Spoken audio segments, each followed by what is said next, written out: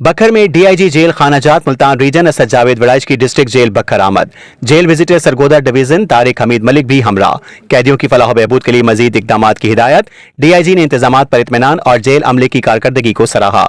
Report गुलाम यासीन खोखर। और आप देख आज तक की वीडियोस देखने के लिए हमारा चैनल सब्सक्राइब कीजिए और बेल आइकन को क्लिक कीजिए ताकि आप हमारी आने वाली वीडियो से बाखबर रह सकें।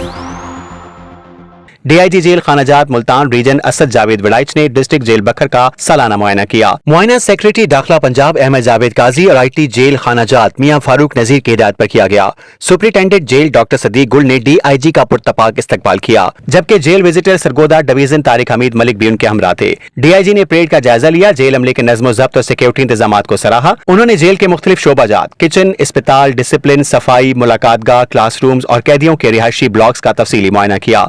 कैदियों को फराहम की जाने वाली खुराक, इलाज मालजा, तरबियती सरगर्मियों और तालीमी सहूलियात पर इत्मीनान का इजहार किया। असद वड़ाइच ने हिदायत की कि कैदियों की फलाह बहबूद के लिए मजीद अमली इक़दाम किए जाएं ताकि इस्लाही निज़ाम को मजीद मुअस्सर बनाया जा सके। उन्होंने कहा कि जेलें सिर्फ सजा के मराकज़ नहीं बल्कि इस्लाह और तरबियत के इदारे हैं, जहां से कैदी बेहतर इंसान बनकर माशरे का हिस्सा बन सकते हैं। डीआईजी ने जेल अमले की कारकर्दगी को भी सराहा। इस मौके पर तारिक हमीद मलिक ने कहा कि कैदियों की फलाह बहबूद और इंसानियत की खिदमत मेरी अव्वलीन तरजीह है। हुकूमत पंजाब का एतमाद और आवाम का ताउन ही मेरा असल सरमाया है। आज तक न्यूज़, खबर सच के साथ।